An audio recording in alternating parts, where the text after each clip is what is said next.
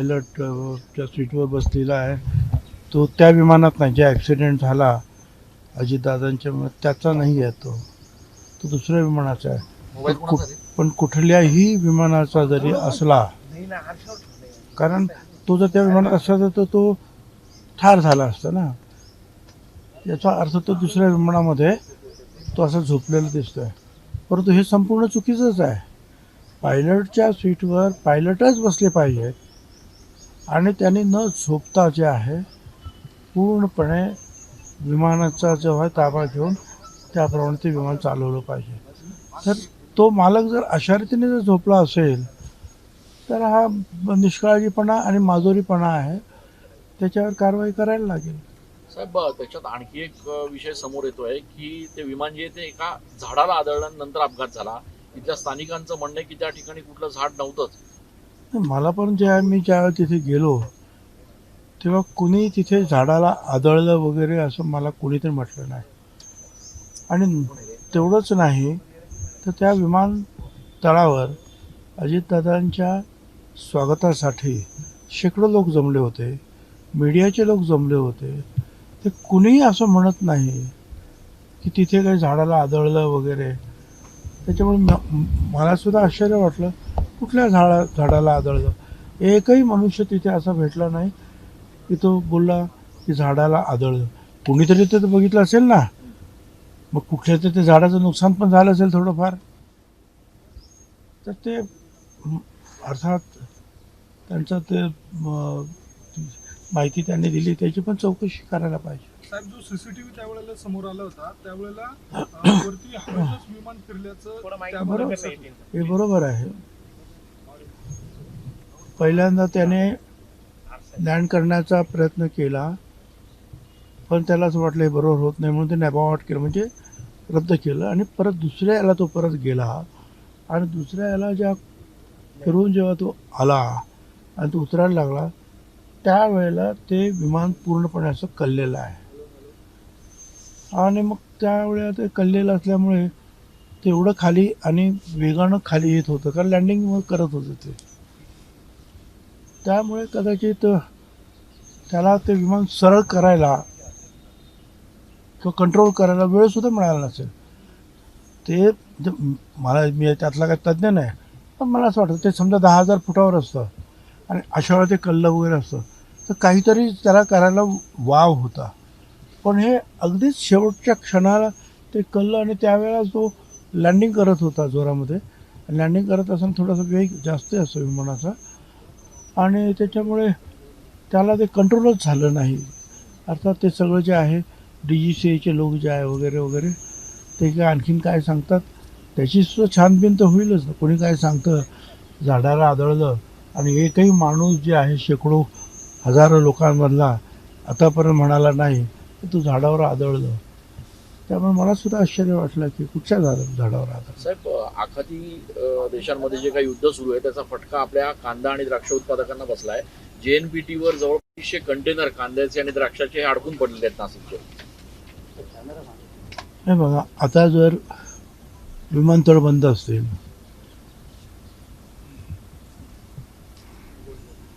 जहाजं बंद असतील, माणसं आपले अडकून पडलेत ना तिकडे, विद्यार्थी अडकून पडले, त्यांना कसं काय आणायचं, कारण विमानतळ बंद आहे.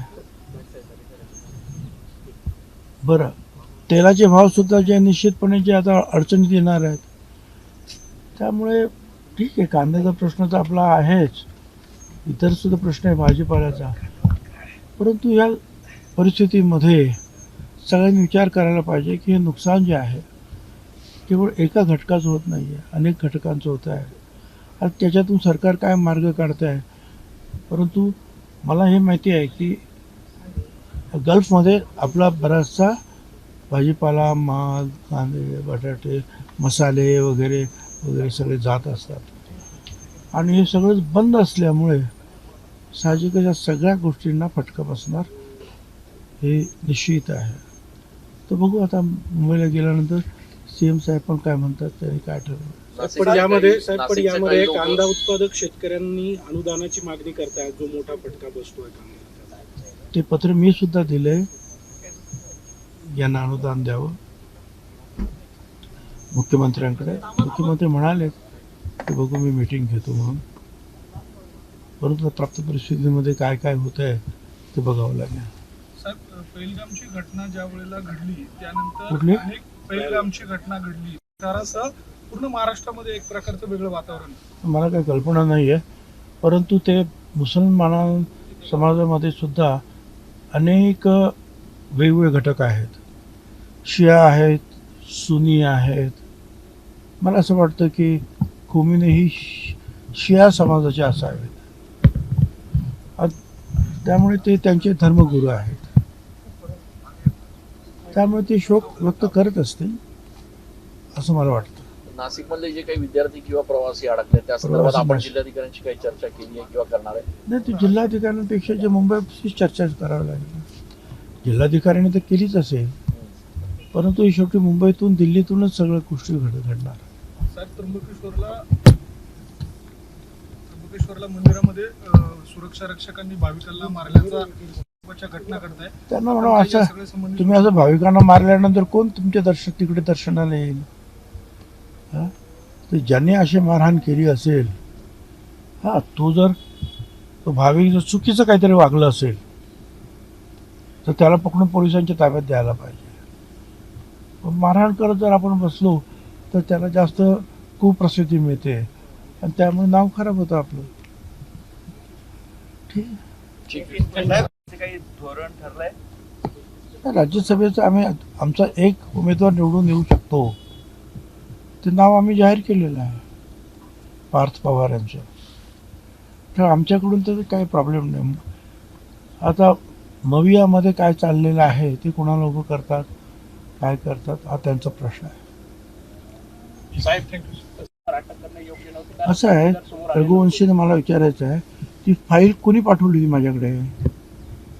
पोलीस कमिशनरनेच पाठवली होती. आता श्रीकृष्ण कमिशनची आम्ही अंमलबजावणी करून सांगितलं होतं. आम्ही फाईल परत पण करू शकत नव्हतो. फाईल जी आहे पोलिसांनीच पाठवली होती माझ्याकडे.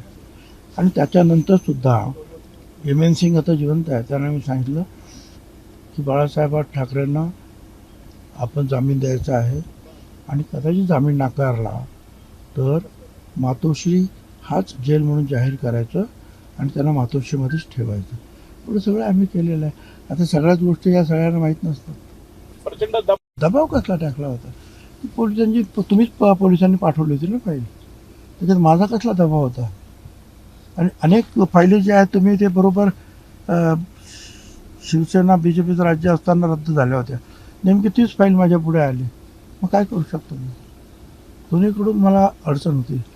तरीसुद्धा त्याच्यातून मार्ग काढण्यासाठी मी एम सिंगना सांगितलं होतं की आपल्याला त्यांना त्रास द्यायचा नाही. आणि एवढंच नाही, पुढे सुद्धा एक केस झाली, ती केस स्वतःहून मी मागे घेतली.